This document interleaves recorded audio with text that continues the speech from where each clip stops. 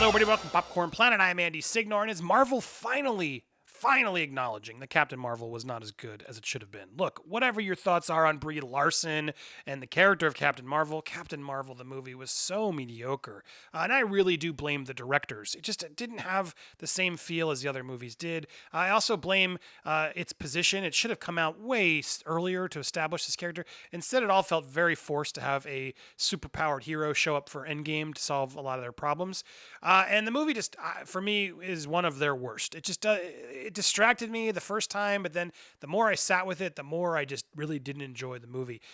All the complaints about Brie Larson aside, which I'm sure some of you will do in the comments, I like Brie Larson as an actress. I just didn't love the written version of Captain Marvel in that movie. So news of the sequel is happening. They've been alluding to this for a while. Even Feige mentioned this at Comic-Con that it was in play in the future.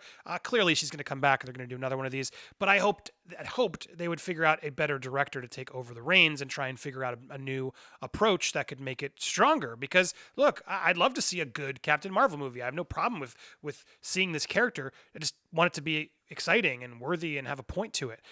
So the news here comes in from Heat Vision over in Hollywood Reporter that Captain Marvel 2 is now in the works with WandaVision writer.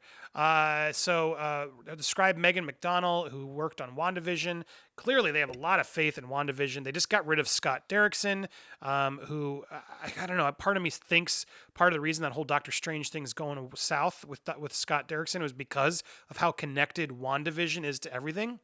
And from everything Feige has even admitted, WandaVision is now a hub for all of the new Marvel futures, which will be on Disney Plus next year. So they have a lot of faith, and they're putting a lot of their coins all in on WandaVision. And so now Megan McDonnell, who's they're clearly a go-to writer now, I'm sure they love this. She's a woman. She's apparently writing something they really are liking. She's listening to them, doing what they want her to. She's a team player. That's a win-win-win for Disney and Kevin Feige if they can connect that. So, of course, they're going to keep rewarding somebody they like. Now, the problem is we haven't seen WandaVision, so who knows? But what's interesting is they're not bringing back Anna Boden and Ryan Fleck, who co-wrote and directed the initial film.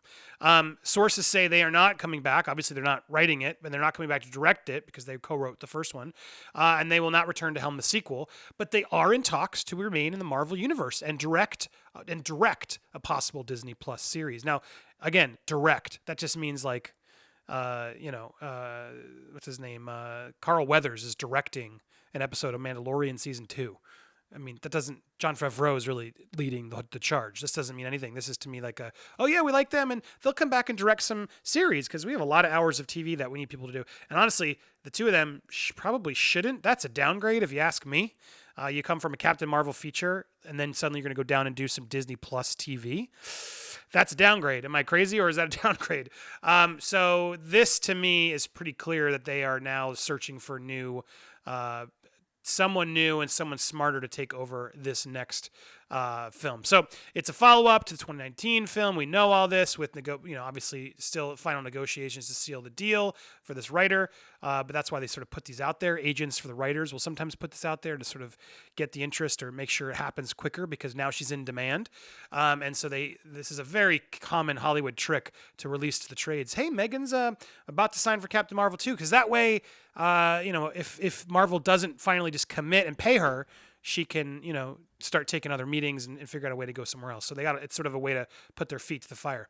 And if it falls apart, then something else was wrong. So they haven't obviously shared any other stuff, but apparently the setting will move from the 90s to present day. Of course, Marvel had no comment. Captain Marvel had several writers on it, including Nicole Perlman, Meg Lavau, Geneva Robertson, as well as Boden and Fleck. We know what happened here. They've been mum on Captain Marvel 2, but they did tease it at San Diego, like I just said. We didn't even mention that we're making Black Panther 2 or Guardians 3, or we haven't had time to talk about Captain Marvel 2. We haven't even had time to talk about the Fantastic Four, and there's no time left to talk about mutants. He's clearly teasing all that stuff because it's going to happen eventually. But it was their first female-centric movie, and it did make $1.1 billion. I mean, it grossed a lot of money. And there's some people who think Disney bought it all. I mean, they didn't buy $1 billion. They clearly did pretty well. Off of a budget that's estimated to be 152 to 175. with marketing, 150. Look, they spent easily, could have spent up to 200 million on that, but still, with a 1.1 billion, they made a profit on Captain Marvel. So it's interesting with that kind of money. That is a success. We can't say that's not a success. It's interesting that kind of money that they're not bringing back Fleck and Boden. I mean, I'm glad they're not, because I don't think it was that good of a film. I had this argument on Yin and Yang with Jody, Jody's Corner. Plug to him. Go check it out if you haven't already. But we talked about this and what makes a successful film, right?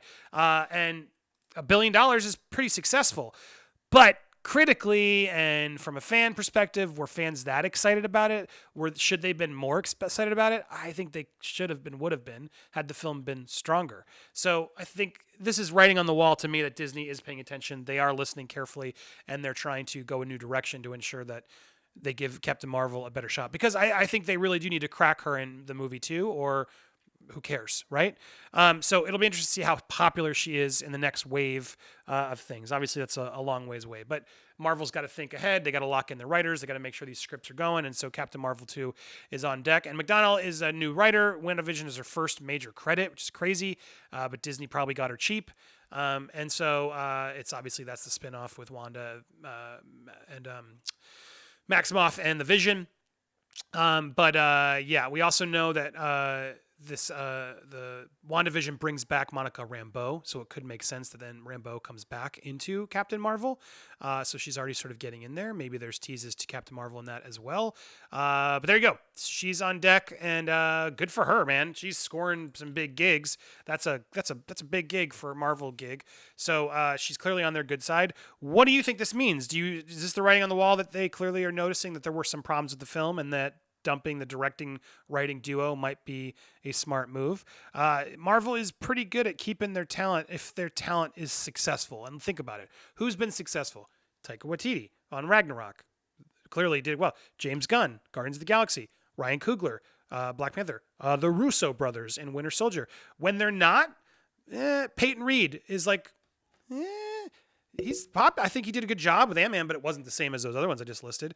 And he came back and did the next one, and he'll probably do a third one. And it's a nice, good, easy gig for him. It's sort of in that middle tier for Marvel, but they're looking for the next big leaders of this whole franchise. So if you really go back on it, what's his name? Alan Taylor from Thor didn't come back.